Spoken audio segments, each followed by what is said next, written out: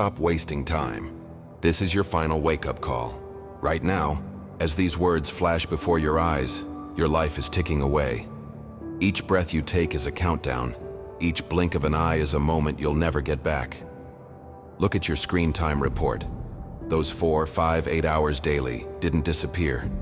You gave them away. For what? Memes you forgot the second you scrolled past? Videos that left no mark on your soul? Another day of, "I'll start tomorrow," while your dreams gather dust? This isn't about guilt. This is about truth. That project you keep postponing, the skills you want to learn, the body you want to build, they're not waiting in some magical future where you'll suddenly become disciplined. They're dying today, suffocated under your excuses. Every time you choose distraction over action, you're not just killing time, you're killing your potential. Your brain will lie to you. It will whisper that you work hard and deserve endless breaks. It will tell you one more video won't hurt, but deep down you know. You feel that gnawing emptiness when you lay in bed at night, wondering where the day went. That's your soul begging you to wake up. Here's the brutal reality. No one is coming to save you. No app, no guru, no motivational video will do the work for you. The universe doesn't care about your excuses. While you're stuck in research mode or waiting for the right moment, someone with half your talent is out there grinding. They're tired too. They're scared too. The difference? They show up anyway. This is your intervention. Today, right now, you have a choice that will echo through your entire life. You can close this and go back to wasting time, or you can finally break the cycle. Not tomorrow, not next Monday. Now, stand up. Open that document you've been avoiding. Do the first painful rep. Make that uncomfortable call. The magic you're waiting for is in the work you're avoiding. Success isn't about giant leaps. It's about showing up daily when no one's watching and doing the work even when it hurts. Your future self is watching this moment through the rearview mirror of time. Will they see this as the turning point or just another missed opportunity? The cursor is blinking. Your potential is waiting. The clock won't stop. What will you do right now? That thing you just thought of while reading this? That's your starting point. Don't finish reading this. Go do it.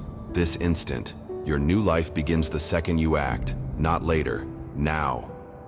People only root for people who don't need it. Like the amount of times when I was on my lonely path where I was too different from the friends that I had, but not successful enough to be friends with the people that I wanted to be friends with.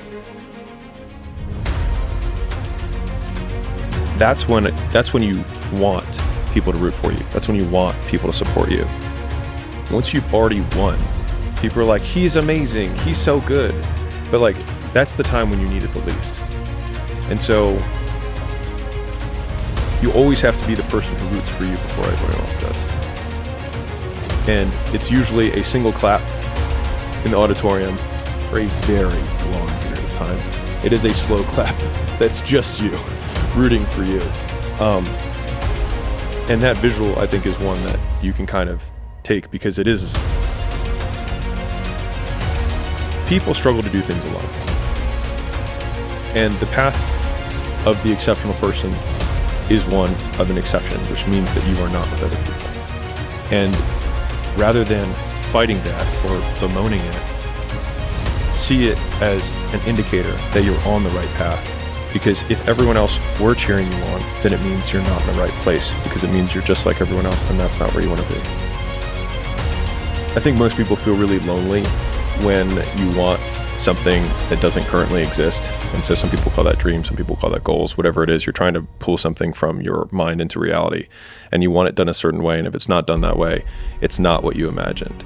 And so people on the outside will throw stones and call you names that they think will change your behavior and get you to stop.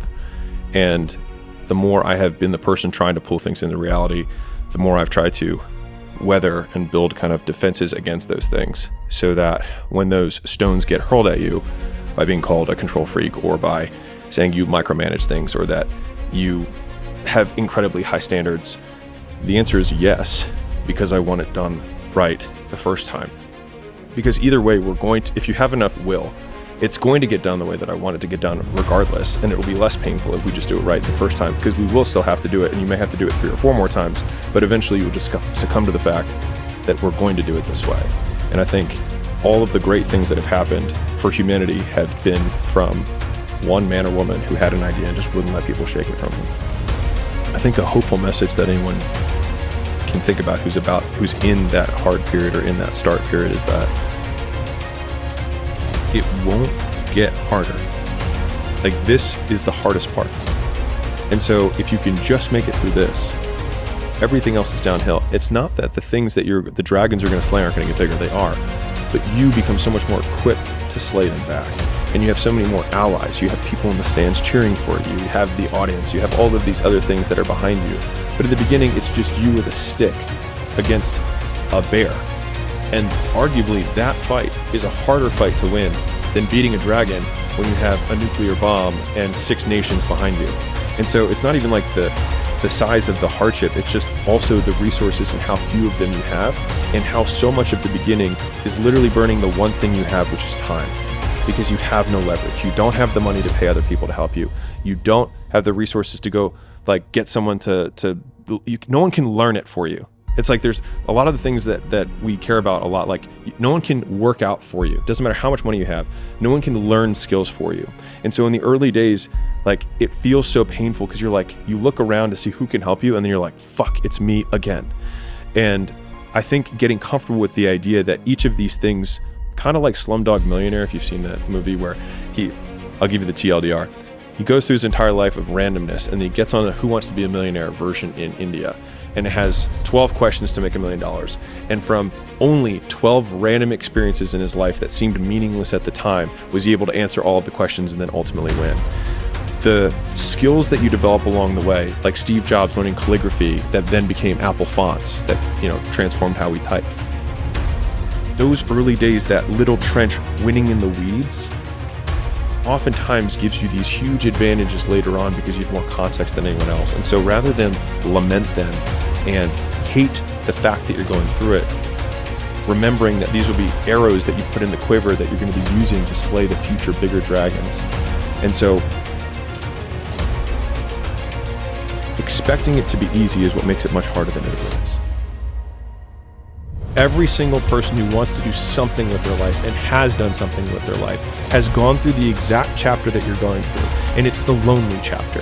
It's the chapter where you don't fit in with your own friends, but you don't have the outcomes yet to fit into a new group of friends. And you're doing this thing, you're consuming content on the internet, you're doing these free tutorials online to try and figure out how to set up a podcast and where do I host this thing? And you're going through this and you're like, is this even worth it? Because you have no signs of success, right? But if there's anything that you can take away from what we're saying right now, is that the sign of success is the hate that you get along the way. And what you can't do is bend the knee to their hate and fit back into the conformity because it's comfortable and it's warm. Because like in the Matrix, when Trinity opens the door, when Neo's about to go take the red pill and he wants to get out of the car, she says, Neo, you've been down that road and you know exactly where it leads. And I know that's not where you want to be. Discipline is the cornerstone of every great achievement. It's the force that turns dreams into reality, the glue that holds together the journey to success. Without discipline, talent is wasted, opportunities are missed, and goals remain out of reach. But with discipline, even the most ordinary individuals can achieve extraordinary things. It's not about being perfect, it's about being consistent. It's about showing up day after day, even when it's hard, even when you don't feel like it. Let's talk about why discipline is so powerful. Discipline is what keeps you going when motivation fades. Motivation is fleeting, it comes and goes like the wind. But discipline is steady. It's the commitment to your goals, no matter how you feel. It's the decision to do what needs to be done, even when it's uncomfortable. And that's where real growth happens, outside of your comfort zone. Think about the people you admire. The athletes, the entrepreneurs, the artists, the leaders. What do they all have in common? Discipline. They didn't achieve greatness by accident. They didn't wake up one day and suddenly become successful.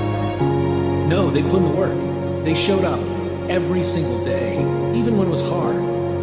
They made sacrifices. They stayed focused. They kept going even when the results weren't immediate. And that's the key. Discipline is about playing the long game. It's about trusting the process, even when you can't see the finish line. But here's the thing, discipline isn't easy. It requires effort, focus, and resilience. There will be days when you want to give up, days when you feel tired, overwhelmed, or discouraged. And that's okay. It's normal. What matters is how you respond to those challenges. Do you let them defeat you, or do you rise above them? Do you give in to excuses, or do you take responsibility for your actions? Building discipline starts with small, consistent actions. It's about creating habits that align with your goals. For example, if you want to get in shape, start by committing to a 10-minute workout every day. If you want to write a book, start by writing 200 words a day. The key is to start small and build momentum.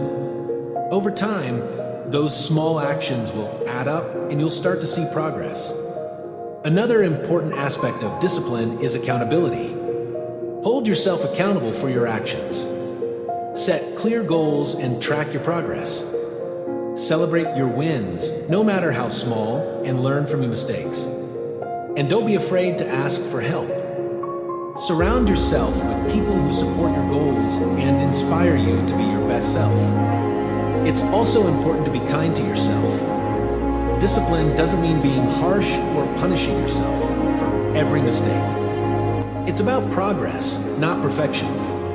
If you slip up, don't beat yourself up. Acknowledge it, learn from it, and move on. Remember, every day is a new opportunity to make better choices. Finally, remember why you started. What's your why? What's the reason behind your goals? When things get tough, your why will keep you going. It will remind you of what's important and give you the strength to keep pushing forward. So, what's one thing you can do today to take a step closer to your goals? What's one habit you can start building right now? The journey won't always be easy, but I promise you it will be worth it. You have the power to create the life you want. All it takes is discipline, one day at a time. Let's get started.